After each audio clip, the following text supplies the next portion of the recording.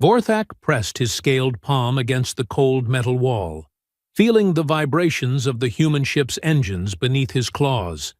His yellow eyes narrowed as he studied the heat signatures on his scanner.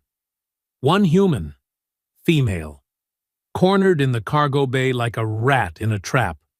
Perfect. The Keth-Mori hunter had been tracking this particular specimen for 3 rotations across 4 different star systems. This human, this Captain Riley Stone, had somehow managed to destroy 2 of his hunting vessels and escape his nets not once, not twice, but 5 separate times. The audacity of this tiny, soft-skinned creature continued to astound him. Finally, he hissed through his razor-sharp teeth, savoring the moment. His mandibles clicked with anticipation. No more running for you, little prey. Vorthak had cornered countless species across the galaxy. He'd hunted the acid-spitting Morleks of Gamma Prime, captured the phase-shifting ethereals of the Void Belt, and even bagged a legendary storm titan from the hurricane worlds. But humans were supposed to be easy, weak, fragile. A Class D species barely worthy of sport. So why had this one particular human made his life so impossibly difficult? His comm device crackled. "Vorthak, status report," came the gravelly voice of his handler, Zixthul. "The hunt ends today," Vorthak replied, checking his plasma rifle's charge. "Target is trapped. No escape routes available." Good. The High Council grows impatient. They want this human delivered alive for questioning. Her tactics have been concerning. Concerning. That was putting it mildly. Captain Riley Stone had turned what should have been a simple capture mission into an absolute nightmare. She'd somehow figured out how to reverse the polarity on Keth-Mori's stun weapons, turning them into explosive devices. She'd reprogrammed their hunter-seeker drones to attack their own ships. Most embarrassingly, she'd once convinced an entire pack of Vorthak's hunting companions that she was actually their commanding officer by speaking fluent Keth-Mori military protocol. How in the 7 hells had a human learned their language that well? Vorthak shook his massive head, dismissing the thought. It didn't matter anymore. The chase was over. He stepped into the cargo bay, his 4 arms spread wide, each one gripping a different weapon. Plasma rifle, neural disruptor, energy nets, and his favorite. A particle whip that could slice through titanium like butter. The human wouldn't be escaping this time. The cargo bay was dimly lit, filled with supply crates and maintenance equipment. Perfect hunting ground. Plenty of places for prey to hide, but nowhere to actually escape. The only exit was behind him, sealed and guarded by his combat drones. "Human!" His voice boomed through the chamber. "Your pathetic flight ends here. Surrender now, and I promise your death will be quick." A soft laugh echoed from somewhere between the cargo containers. Not panicked, not frightened, amused. That was unexpected. "Oh, Vorthak," came a female voice, calm and almost conversational. Still making the same mistake after all this time. His blood temperature dropped several degrees. She knew his name. How did she know his name? "What mistake?" he growled, scanning the shadows with his thermal vision. "You assume I'm trapped in here with you?" the voice replied, and he could hear the smile in it. "When actually, big guy, you're trapped in here with me." Vorthak's mandibles twitched. Human arrogance never ceased to amaze him. "You have no weapons, human. My scanners show you carry only basic survival gear. This bravado will not save you." "Scanners, huh?" Another laugh. "Tell me, how's your left rear sensory array working?" Instinctively, Vorthak glanced at his equipment readings. His left rear sensory array showed normal function. Wait. The timestamp was wrong. The data was 3 hours old. A chill ran down his spine. Surprised? Riley's voice seemed to come from everywhere at once now. I've been watching you hunt for months, Vorthak. Learning your patterns, your equipment, your weaknesses. Impossible, he snarled. Humans lack the intelligence to comprehend Kethmori technology. Oh, honey, she said, and there was definitely laughter in her voice now. You really haven't been paying attention, have you?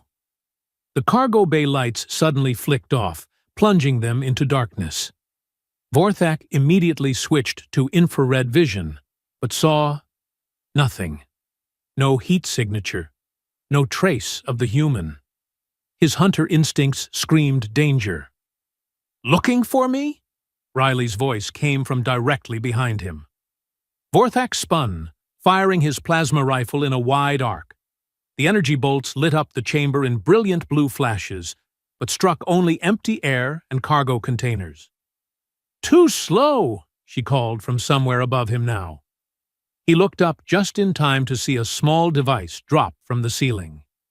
It hit the floor with a metallic clink, then began beeping rapidly. That would be a thermal damper, Riley explained helpfully.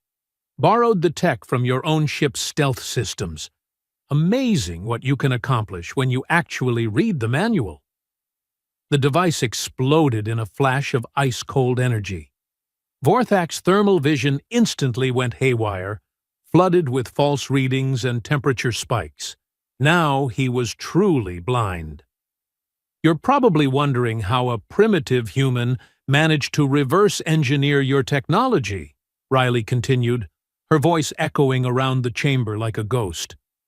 The answer is pretty simple, actually. We're not as stupid as you think we are. Vorthak fired wildly, his plasma bolts lighting up the darkness. But each shot revealed nothing but empty space and scattered cargo. In fact, Riley went on, sounding completely unbothered by the energy weapons fire, your entire species seems to suffer from the same fundamental misunderstanding about humans. You think we're weak because we're small. You think we're stupid because our technology is less advanced. You think we're helpless because we can't breathe in space without suits. Another device clattered across the floor. This one began emitting a high-pitched whine that made Vorthak's hearing receptors ache. But here's the thing about humans that you never bothered to learn, Riley said, her voice cutting through the painful audio static. We don't survive because we're the biggest, or the strongest, or the most advanced. We survive because we adapt. The whining device exploded in a burst of electromagnetic interference. Vorthak's weapon systems immediately began throwing error messages. His plasma rifle powered down with a defeated whimper. And boy, Riley continued cheerfully, have I adapted to you. Vorthak dropped his useless rifle and pulled out his particle whip, activating it with a vicious crack. The energy weapon cast dancing shadows across the walls as he swept it back and forth, trying to flush out his tormentor. Still hunting with the same old methods, Riley observed. Brute force, superior firepower, intimidation. It works great against most species, doesn't it? Most prey just freezes up when faced with a big, scary predator. The particle whip sliced through a cargo container, spilling its contents across the floor with a tremendous crash. But humans? Riley's voice was getting closer now. We've been prey for most of our evolutionary history. And you know what prey learns to do really, really well. Another container exploded as Vorthak's whip found its mark, but still no sign of the human. We learn to hide. We learn to run. We learn to think our way out of impossible situations. A pause. And sometimes, when we're backed into a corner with nowhere left to run, something small and metallic bounced off Vorthak's shoulder. He spun toward the source, raising his particle whip. We learn to bite back. The device that had struck him suddenly erupted in blinding light. Not just bright, this was military-grade photonic overload, designed to overwhelm optical sensors. Even with his eyes slammed shut, the radiance burned through Vorthak's eyelids like staring into a sun. He roared in pain and fury, lashing out with his whip in every direction. The energy weapon carved smoking gouges in the walls and floor, but found nothing solid. "Light's too bright for you?" Riley asked with mock sympathy. "Don't worry, it'll fade in a few minutes, assuming you live that long." "Enough!" Vorthak bellowed, his voice shaking the entire cargo bay. "Face me, coward! Fight me with honor!" "Honor?" Riley laughed, and this time there was something cold and dangerous in the sound. "You want to talk about honor? You've been hunting my species for sport for decades, capturing us, experimenting on us, turning us into trophies for your wall." Vorthak's vision was slowly returning, but everything was still a painful blur of shapes and shadows. "Your people have enslaved entire human colonies," Riley continued, her voice growing harder.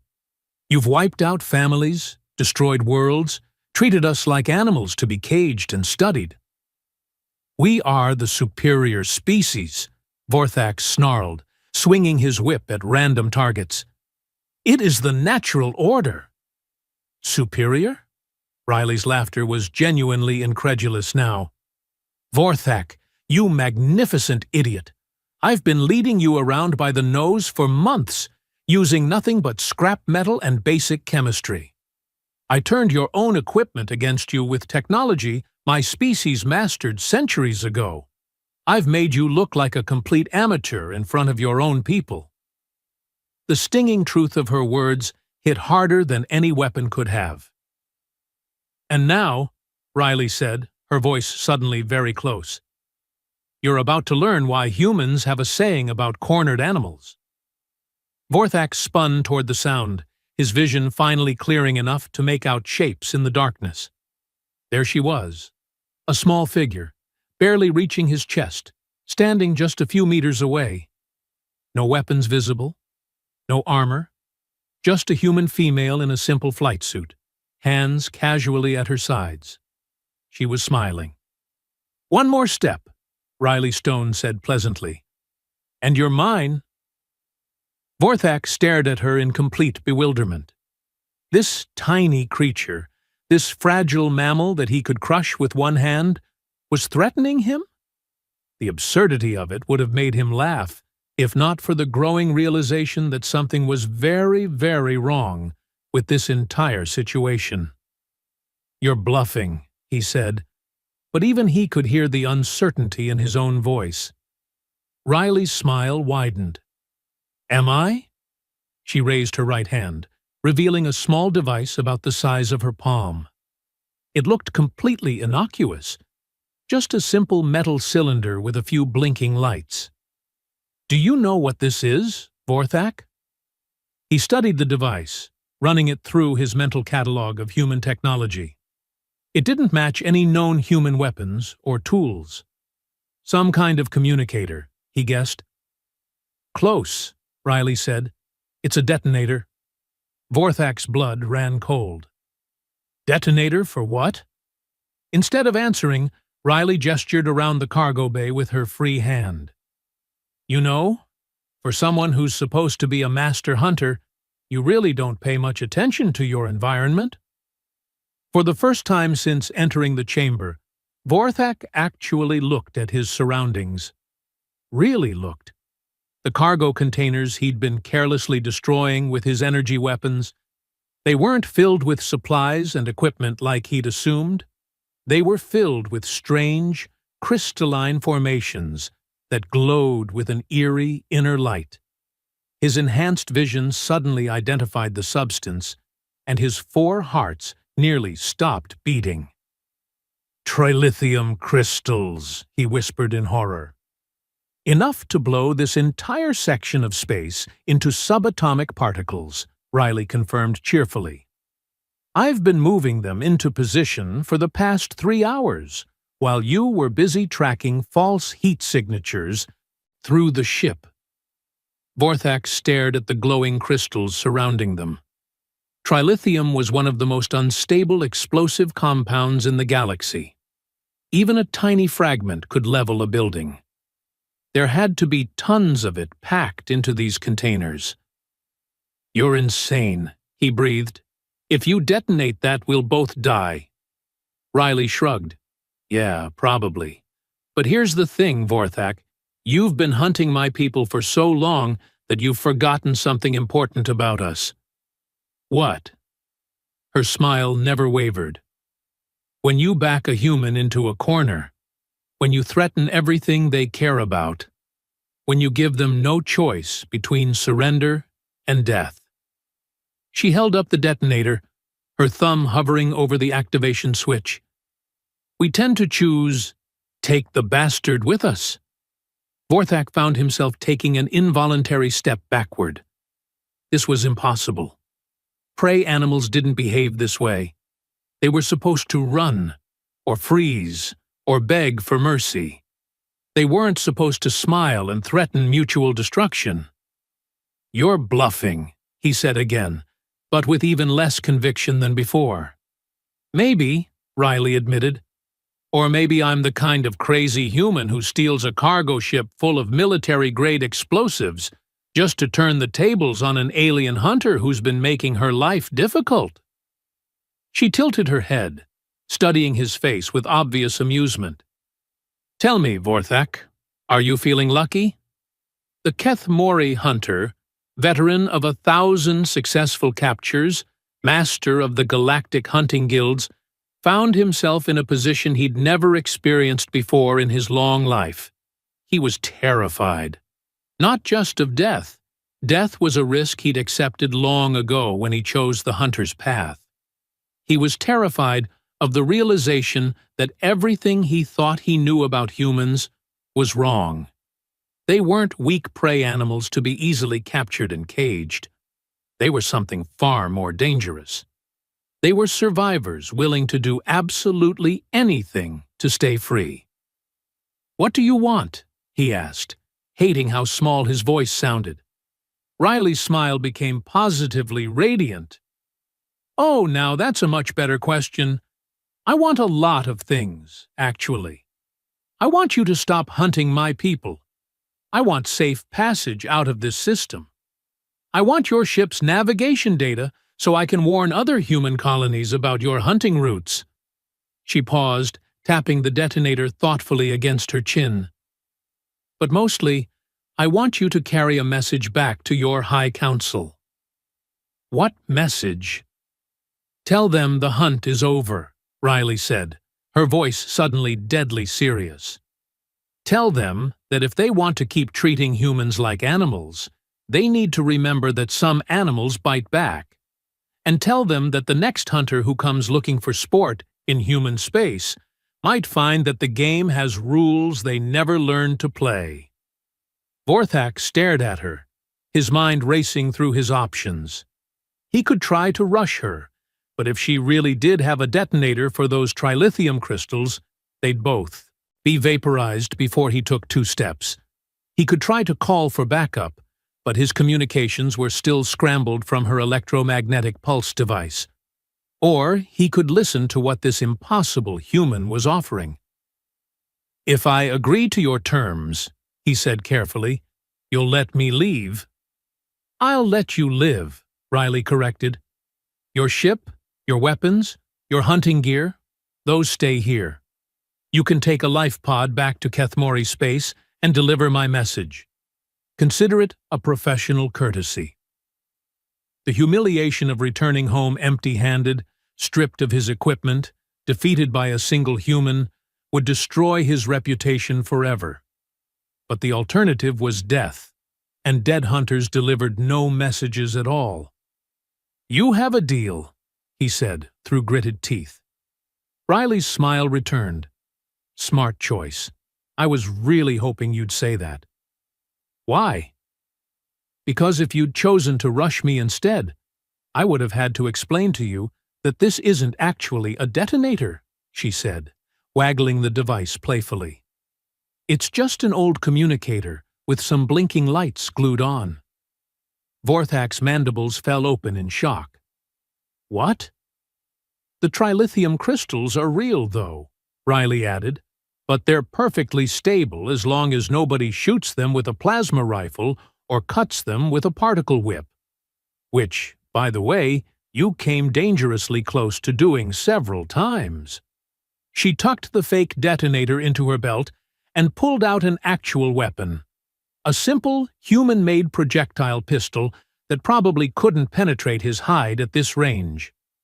"The beauty of a good bluff," she explained conversationally, "is that the mark does most of the work themselves. I just had to create a scenario where your own assumptions would trap you." Vorthak stared at her in complete disbelief. She'd defeated him without firing a shot, without using a single advanced weapon, without even having a real plan to blow them both up. She'd simply convinced him that she was crazy enough to do it. "How?" he whispered. Riley's expression turned serious. "Because you never bothered to understand what you were hunting. You saw humans as weak, primitive, helpless. But we've been fighting battles we couldn't win our entire evolutionary history. We've learned to make up for being small and weak, and outnumbered by being smart, adaptable, and absolutely ruthless when we need to be." She gestured around the cargo bay full of explosive crystals. "This whole setup? The thermal dampers, the EM pulse devices, the photonic overload? I built all of it from spare parts and salvage, using principles any first-year human engineering student would understand. But it worked because you never imagined that your primitive prey might actually be intelligent enough to turn your own assumptions against you." Vorthak felt something he'd never experienced before: respect for his quarry. This small human female had outthought, outmaneuvered, and ultimately defeated him using nothing but cleverness and an absolute refusal to give up. It was simultaneously humiliating and impressive. "The life pod is in docking bay 3, Riley said, stepping aside to give him a clear path to the exit. "Try not to get lost on your way there. I've already programmed it with coordinates for Kethmori space." Vorthak hesitated at the doorway. "Why let me live?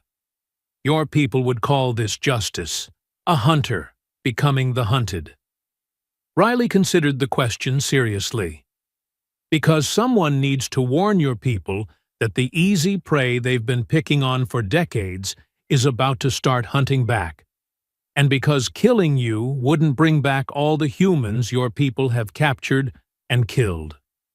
She met his eyes directly, and he saw something there that made his blood run cold.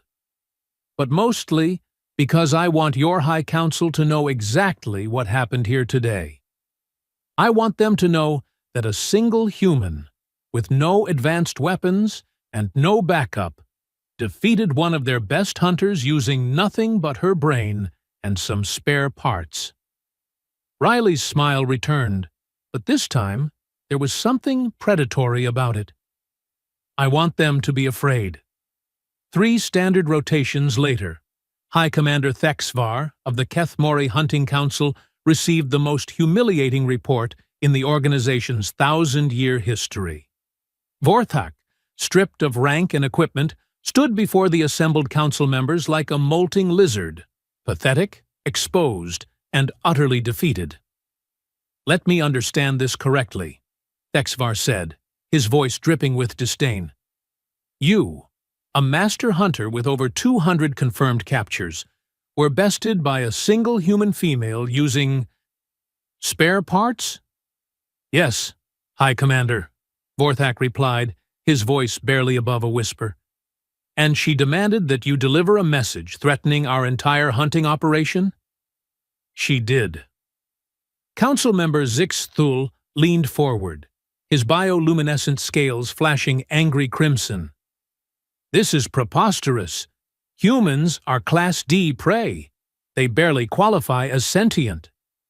With respect, Council Member, Vorthak said carefully, our classification system may need revision. The council chamber erupted in hisses and clicking mandibles. The very suggestion that their prey classifications might be wrong was tantamount to heresy.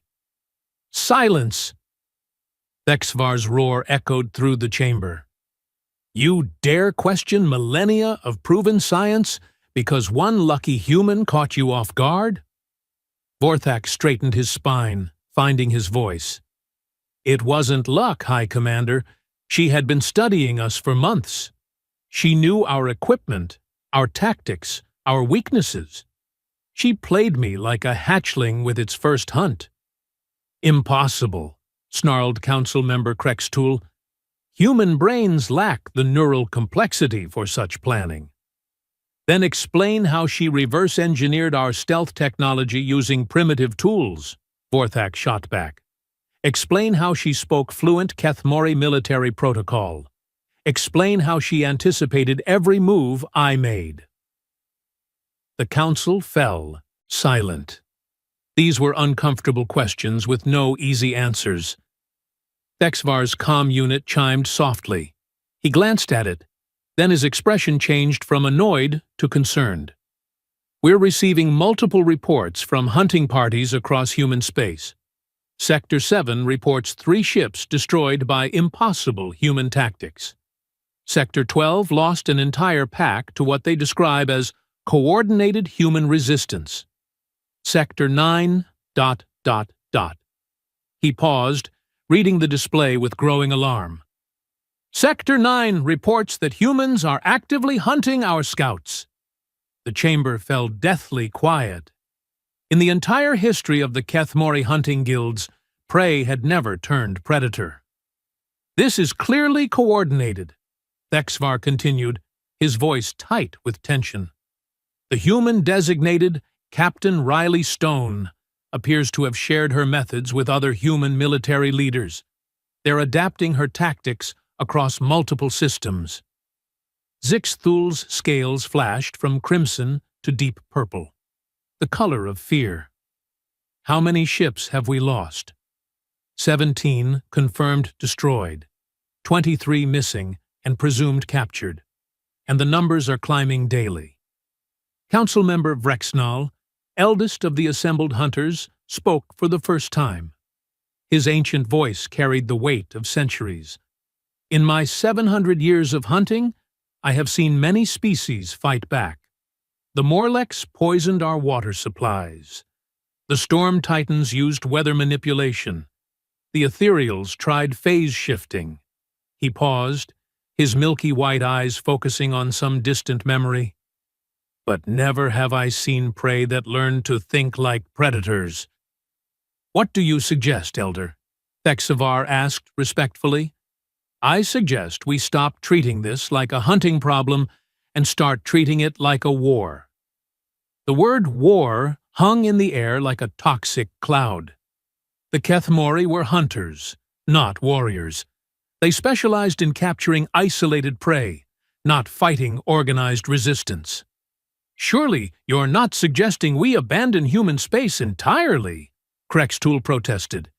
The High Council has invested enormous resources in our hunting operations. Vrexnal's laugh was like grinding stone. Young fool, the humans have already made that decision for us. The question now is whether we adapt or die. Thexvar's comm unit chimed again. This time, his scales went completely pale. What is it? Vorthak asked. Long-range sensors are detecting a massive human fleet approaching the outer perimeter of Kethmori space. Thexvar's voice was barely controlled panic. 300 ships, military configuration, and they're broadcasting a message on all frequencies. Put it through, Vrexnal commanded.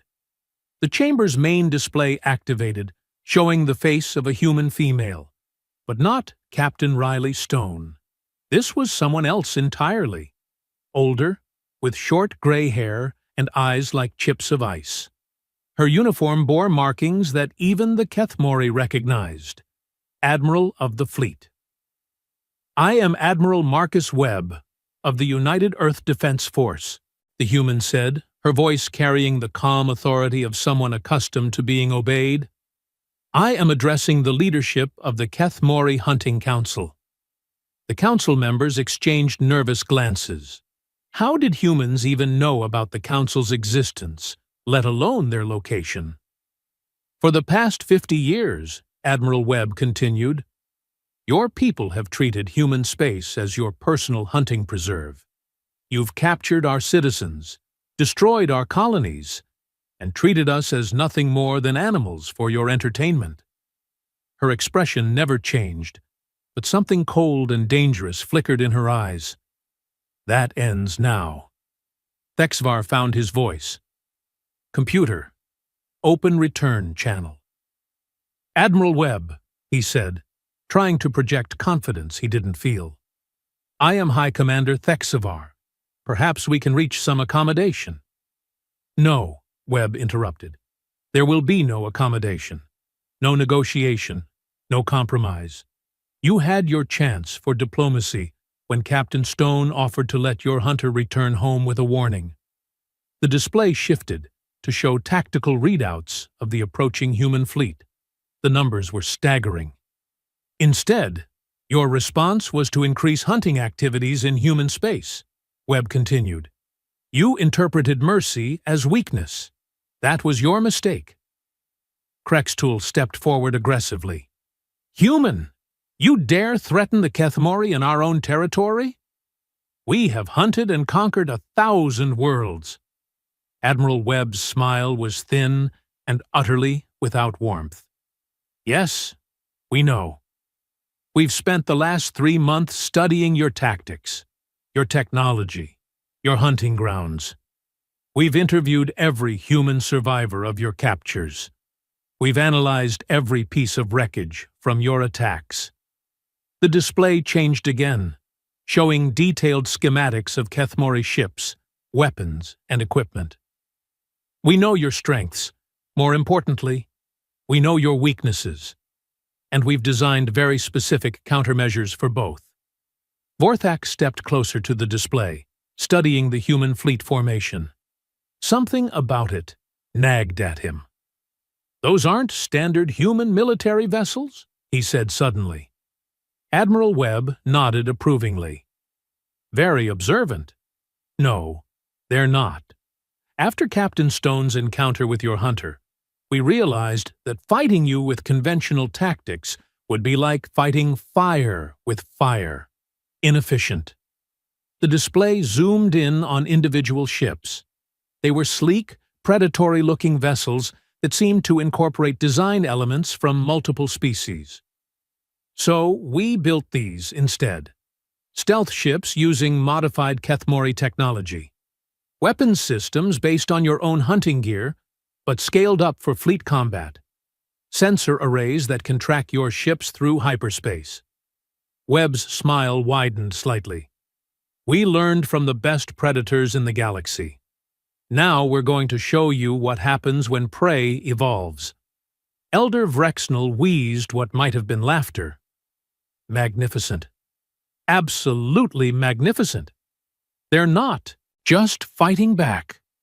They're becoming us." "Becoming us?" Thexvar asked in confusion. "Don't you see?" the ancient hunter replied. "They studied our methods so thoroughly that they've turned themselves into perfect counter-hunters. They know exactly how we think, how we move, how we strike. And now they're using that knowledge to hunt us." On the display, Admiral Webb was still speaking. "Your hunter carries a message from Captain Stone. Allow me to deliver one in return." The image shifted to show the approaching fleet in attack formation, weapons powered and ready. The hunting season is over. Any Kethmori vessel found in human space after this transmission ends will be considered a hostile target and destroyed without warning. Any hunting station, supply depot, or staging area supporting operations against human targets will be eliminated. She paused, letting the words sink in. We are not your prey anymore. We are your replacement. The transmission ended, leaving the council chamber in absolute silence. Finally, Zixthul spoke. This is impossible. Humans lack the stomach for true warfare. They're too soft, too emotional. Are they? Brexnell asked quietly. Tell me, council member, what did we do to their colonies? To their families? To their children? Zixthul's scales flickered uncertainly. We hunted them, as is our right.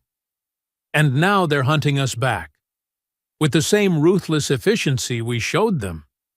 The ancient hunter's voice carried a note of grim admiration. They learned from us, young one.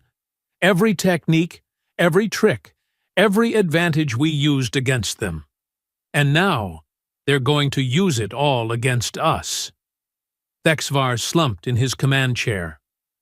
What are your orders, High Commander? Vorthak asked. For a long moment, the leader of the hunting council said nothing. Then, slowly, he began entering commands into his console. I'm issuing a general recall, he said finally. All hunting vessels in human space are to return to Kethmori territory immediately. High Commander, Krextul protested. You cannot seriously be considering surrender to these primitives. Primitives? Thexvar's laugh was bitter. Council member, they outthought our best hunter, reverse-engineered our most advanced technology, and built a fleet specifically designed to counter our every advantage. In less than 3 months. He stood up, his full height casting a shadow across the chamber. If that's primitive, then what does that make us? The question hung in the air as emergency alarms began sounding throughout the station. Long-range sensors showed the human fleet had crossed into Kethmori space and was approaching at attack speed. High Commander, the communications officer called out, we're receiving another transmission from the human fleet. Put it through. This time, the face on the screen was Captain Riley Stone herself. She looked exactly as she had in Vorthak's cargo bay, small, seemingly fragile, and wearing that same dangerous smile. Hello again, Vorthak, she said pleasantly. I hope you delivered my message. Vorthak stepped forward. I did, Captain Stone. The High Council has ordered a full withdrawal from human space. Good. That's a start, but I'm afraid it's not quite enough. Riley's expression turned serious. You see, we've done some investigating since our little chat. We found your prison ships. We found the experimental facilities. We found the colonies you wiped out just for sport. Her voice grew cold as winter vacuum. And we found the breeding programs. Every Kethmori in the chamber went dead silent. The breeding programs were their most classified operations, attempts to create more compliant human stock for hunting purposes. So, here's what's going to happen, Riley continued. You're going to release every human in your custody, all of them, no exceptions. You're going to provide medical care for the ones you experimented on. You're going to give us the locations of every mass grave, every destroyed colony, every crime scene. She leaned forward, her eyes boring through the screen. And then you're going to help us hunt down every other species in this galaxy that thinks humans make good prey. Thexvar found his voice. And if we refuse? Riley's smile returned, but there was nothing pleasant about it this time. Then you get to find out why human military doctrine includes something called total war. The screen changed to show detailed scans of the Kethmori home system. Every planet, every space station, every orbital facility was highlighted and tagged. We know where you live, Riley said simply. We know where your families are. We know which worlds are military targets and which are civilian. And unlike you, we actually care about the difference. She paused, letting the implications sink in. But if you force us to come to your home systems, if you make us fight a war of extermination instead of accepting justice, well, you taught us to be very good at hunting.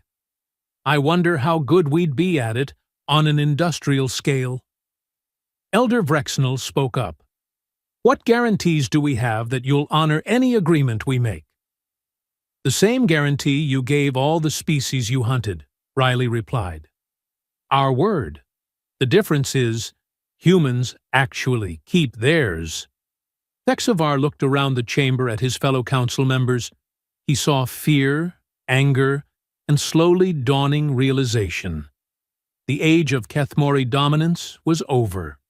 The prey had not just fought back, they had evolved into apex predators. We accept your terms, he said quietly. Riley nodded. Smart choice. You have 72 standard hours to begin prisoner transfers. My people will provide coordinates and schedules.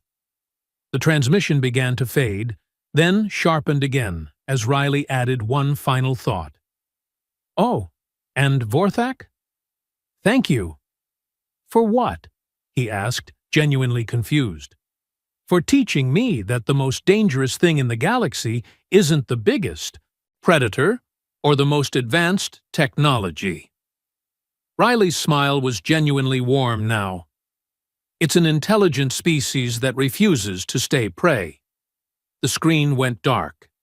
In the silence that followed, Elder Vrexnel began to laugh. It started as a low chuckle and built to a full, booming roar that echoed through the chamber. What's so funny? Krextul demanded. Don't you see? The ancient hunter gasped between laughs. We succeeded beyond our wildest dreams. We wanted to create the perfect prey. Challenging, intelligent, adaptable. And we did. His laughter grew even louder. We just forgot that the perfect prey might one day become the perfect predator. Outside the station's viewports, the human fleet maintained its attack formation, weapons ready, waiting for compliance with their demands.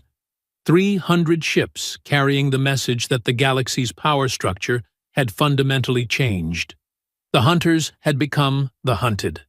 And somewhere in that fleet, Captain Riley Stone was probably still smiling.